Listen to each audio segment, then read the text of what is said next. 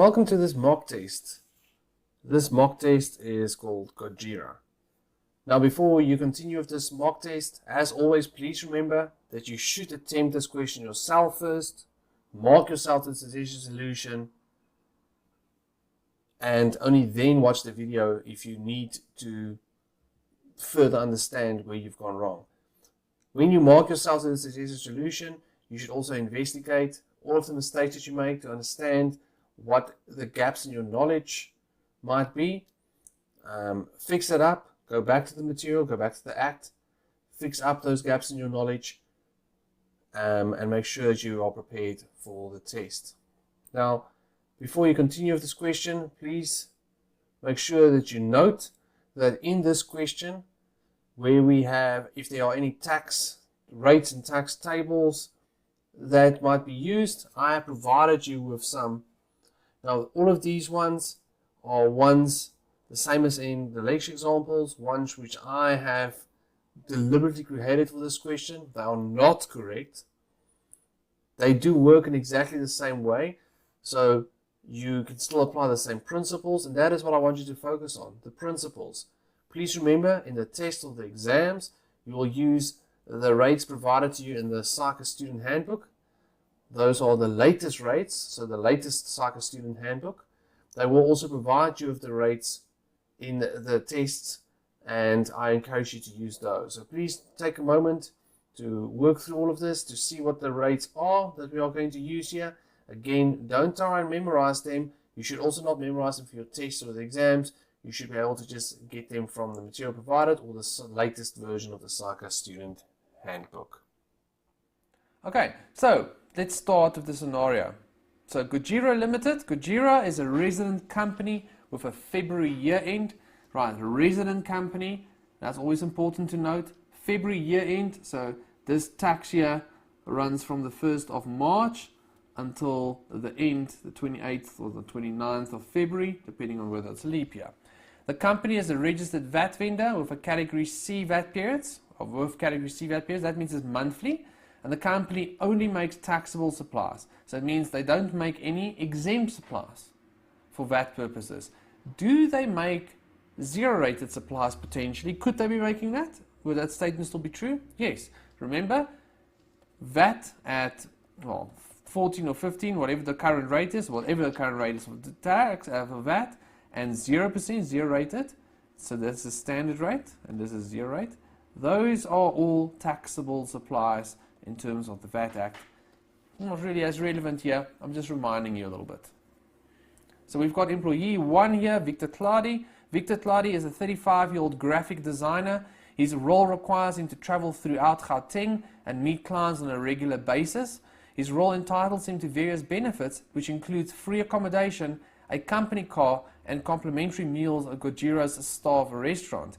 These benefits are discussed further below. All right. So they note 1.1, Victor earns a gross monthly salary of 35,000 rands. So that will be gross income for us. We know that. It will also be, when we are thinking of things like pay as you earn, it will also be remuneration. Then note 1.2, Victor was promoted to his current position on the 1st of March 2018. At that time, he became entitled to the use of a company car. Gojira gave Victor the use of a Volvo XC60, a passenger vehicle. Right, so at the time, so on the 1st of March, he had his new position, and at that same time, he got this passenger vehicle. So it's a company car. The vehicle had cost Gojira 640,000 rands, including VAT, on the 1st of April 2015. Now, what's important for you to see here is that here's the 1st of April 2015. Right, plus 12 months equals 1 April 2016, plus 12 months from that equals 1 April 2017, and then plus 12 months equals 1 April 2018. Okay, so now what I want you to see, I'm just trying to illustrate in a slightly different manner from what I've done it before. The 1st of April 2015 is when this company acquired it. He received this asset on the 1st of this company car on the 1st of March 2018. And you can see where it's positioned in this timeline. Now what I want you to see is there's 1 and 2 complete 12-month periods from the 1st of April until the date that he received this company car. Can you see the third one? 3 years would have been on the 1st of April 2018, which is a month later. So this is 2 years plus 11 months. You only look at the completed years, the completed 12-month periods when looking at the company car. So why is that important for us? Because it means that cost there, that determined value, because that's what we refer to that as, that determined value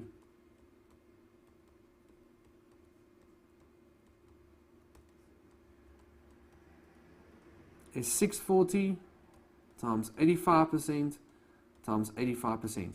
You deduct it by 15 or reduce its value by 15% on the reducing balance method. So that's the same as multiplying by 85% for each completed 12-month period. So for 2 years in this case.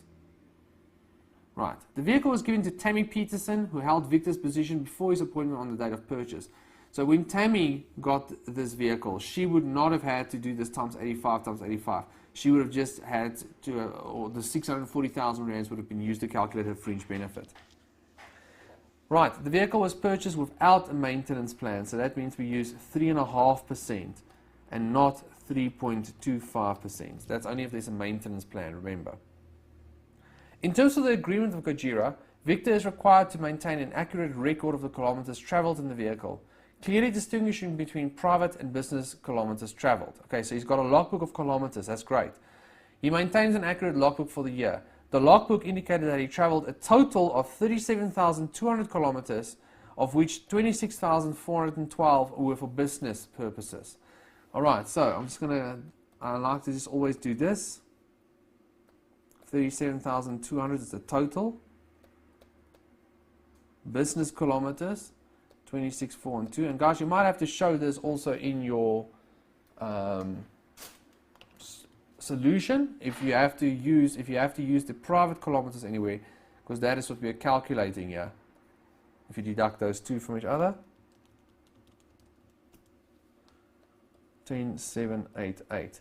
Then just what I want you to see is if the total is then 100%, then 26,412 divided by 37,200 tells us that this is 71%, and this is thus 29%.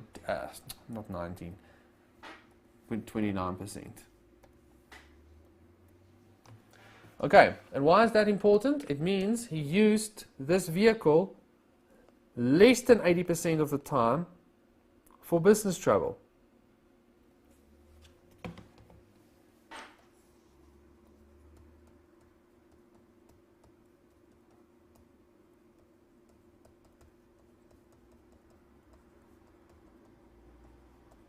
And why is that important?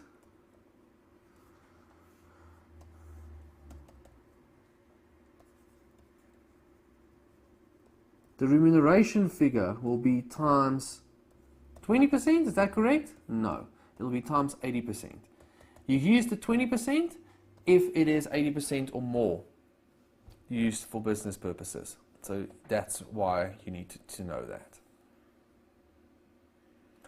A closer look at the logbook further reveals that Victor traveled a total of 4,100 kilometers for the month of April, of which 3,115 kilometers were for business purposes. Okay, so there's obviously something happening in April 2019. Why are they giving us that information? Just be aware of it for now. Victor is required to pay for the cost of the fuel on the vehicle, and this amounted to a total of 36,693 for the 2020 year of assessment. Gojira carries the cost of licensing, insurance, and maintenance. During the 2020 year of assessment, Gojira incurred the following expenses in respect of the vehicle. All amounts include VAT where valid.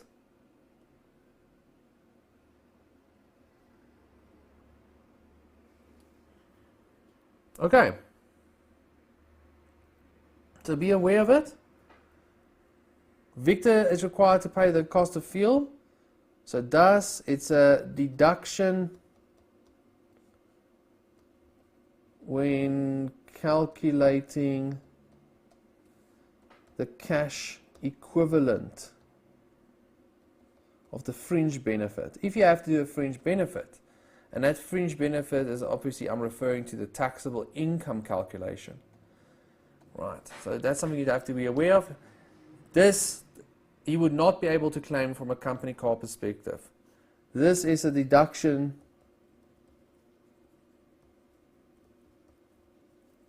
for Gojira. And then they give us over here notes about the passenger vehicle's useful life. That's for things like wear and tear, of course.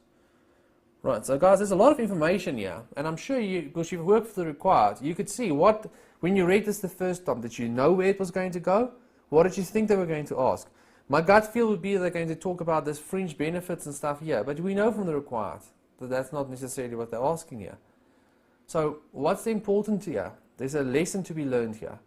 Don't, when you are reading through your example, you have to note, or I'm not saying you should do all of these calculations in these big notes, although these are quite useful what I'm doing here, so to remind you. But most of the time when you're reading this, you just need to have an understanding of the information, know what is there, get an understanding, start thinking about stuff, but don't predict what the question is going to ask you.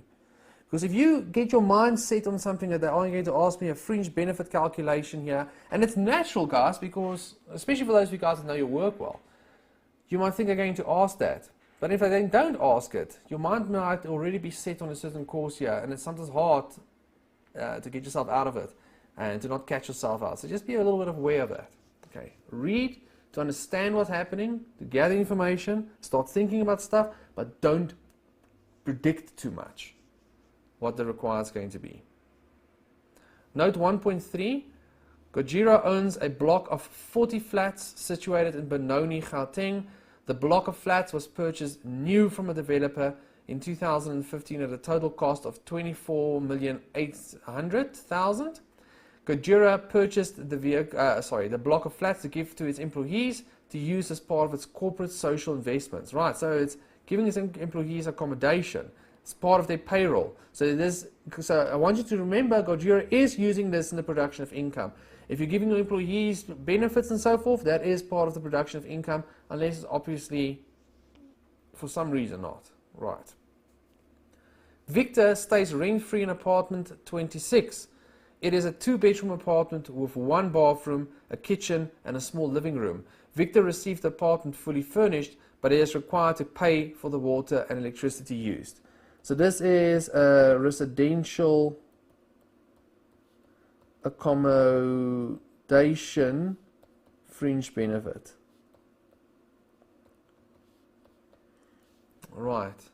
And remember, this gets calculated as A minus B times C over 100 times D over 12.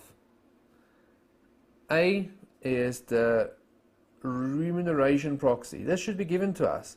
It's not given to us here, can you see? But we know it's in the required. If it's not given to you, you would have to use something like a salary, or you would actually have to use the total remuneration for the year. So only the thing you should do, it's not technically correct, but that's what I would do if the information isn't presented to me in that way. Calculate the remuneration. Remember, guys, you must know how to calculate remuneration. That term is important in the 4th schedule. B, that's the abatement. Now, this is not the correct amount again, guys, but I've given you the B amount over here. Remember, B is equal to the tax threshold. Right, so whatever the tax threshold is in the exam, that is the value of B. And this is important, especially for those students who are using older SACA student handbooks, not the latest one. You will have the outdated B in your SACA student handbook. And they're not going to tell you that this is B. They're not going to tell you that when they give you this type of information. You just need to know that it's equal to the tax threshold. That's why it's important to understand the theory. Right, so 78,400.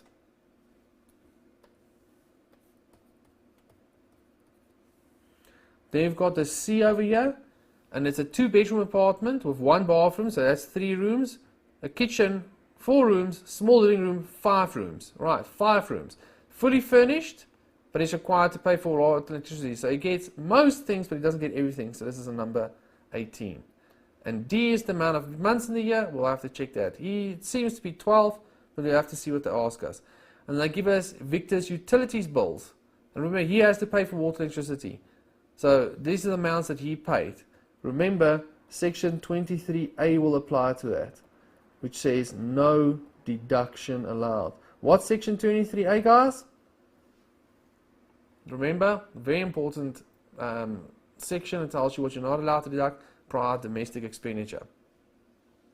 23A and B, go and revise that. Then we've got note 1.4. Victor is entitled to a free lunch and coffee break, snack, which is a cake or the dessert of the day at Gojira's staff restaurant. Victor is particularly fond of the milk tarts. Victor enjoyed free meals and refreshment at Gojira's staff restaurant with a total market value of 20,250 during the year. That's quite a nice benefit. The cost of the meals to Gojira was 14,000 rands. Right, meals, entertainment, I'm just reminding you of that from a VAT perspective. Right, entertainment means input tax denied. They are giving these things away for free, so they're not charging a rate to cover it. So that's why this, I'm just going to make a comment here, you must include VAT to calculate the deduction. They tell us what Victor consumed. Why am I saying that? Remember this rule, guys? Quick recap. If you have a total amount, including VAT, of 115, and the VAT on that, input VAT, tax that you can claim, is 15. 100 rands is the amount that you use for income tax. That's what section 23 capital C tells us. So if you had paid 115 rands and you couldn't claim it, then 115 will be included. Right, that's the principle here. So this entertainment that we're looking at here, the food, sits in this category. So you have to use, and they've given us this amount, but you should be using that amount. So we have to add back the VAT. So that's the same concept. Then, Gojira does not have any retirement fund for its employees. Victor belongs to a retirement annuity fund, so it's a private one, and makes a monthly contribution to the fund equal to 8% of his salary. Alright, so that's for things like section 11F. Then we have employee number 2, Sophie Cole. Sophie Cole is 41 years old, she's younger than 65, and works as a salesman for Gojira. She has been employed by the company for 17 years. Sophie travels to customers throughout South Africa. She is compensated mainly through commission. Right, this is important. Mainly through commission. That means does section 23M does not apply. And what does that mean, guys? That's a very important section that you should be aware of. You should go back and study that if you don't know this. But section 23M tells you that if you earn mainly salary, you can't deduct everything that you want. There's only a few things that you can deduct. Wear and tear, bad debts on your salary, provision for doubtful debts, pension fund deductions. Right? Go and make sure you revise the rest of them. But if you do not earn mainly salary, so if you earn mainly something else, like a commission, which I specifically talk about in section 23M, then section 23M does not apply. That means that you can claim other things. So for example, let's say you have to drive to clients all the time. If you earn mostly a salary, you can't claim the petrol expense on that, because it's not given to you and listed in section 23M. But if you earn mainly a commission, you can claim that petrol expense on driving to your clients. Right, obviously applying all of the knowledge and the rules that we know about the general deduction formula, where you can't claim it for private use if a portion is not for business. Right. Then there's a note regarding Sophie's 2020 year of assessment are provided below. Sophie receives a basic salary of 9,000 rands a month. She is also entitled, so 9,000 times 12. She is also entitled to a commission of 5% of the contract value of any customer she brings to Gojira, and she earned a total commission of 512,000. Gojira provides Sophie with a laptop computer which she uses mainly for work. She occasionally emails her sister in Australia using the laptop. Sophie has been using the laptop for the last 2 years. It had an original cost, excluding VAT, of 10,000 rands, and its market value on the 1st of March 2019, so that's the beginning of the tax year, is 7,500 rands, excluding VAT. Right, she uses this mainly for work. She doesn't own it. Remember, there's no value for fringe benefits here. Remember again the concept, if your employer gives you a laptop to use for work, and you use it mainly for work, there's no value. But if your employer gives you the laptop, says it's now your property, so it's yours, then there is a fringe benefit. Note 2.3. On the 12th of December 2019, Gojira held its first ever award ceremony. At this ceremony, Sophie was presented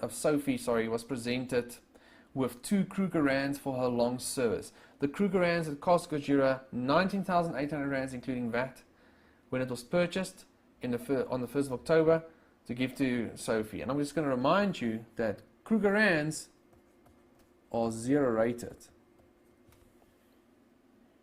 Right, at the time of the ceremony, the market value had increased to 20,100. So they bought it before the ceremony for 19,800. At the time of the ceremony, so when she got it, it was 20,100. Sophie had no interest in retaining the Kruger Rands, and she sold it in January for 20,500 each. Right. So, guys, this is her long service. Now, how long has she worked for them? Do they tell us? Yes, she has worked for 17 years. So that means she qualifies for the long service award exclusion of 5,000 bucks. Note 2.4, Sophie receives a travel allowance of 5,000 rands per month from Gojira. Sophie keeps a logbook of kilometers traveled. During the 2020 year of assessment, she traveled 32,000 kilometers in total, of which 6,000 were for private kilometers. So total 32, private 6, leaves us with 26,000 business. Right. Sophie purchased a vehicle new for 420,000 from a dealership in 2018. She did not maintain a record of the actual cost, but she estimated the total cost of fuel was 20,000 for the year. That's nice for her, but we can't do anything with that. Okay, you have to keep an accurate logbook of costs if you want to use that. Note 2.5. Sophie belongs to Discovery Medical Aid. The only dependent on Sophie's medical aid is a 7-year-old daughter. So it's the taxpayer plus 1 dependent. Sophie pays a total monthly premium of 2,500 rands to belong to the medical aid. During the year of assessment, Sophie had to undergo back surgery at a total cost of 30,000, and this was not covered by the medical aid.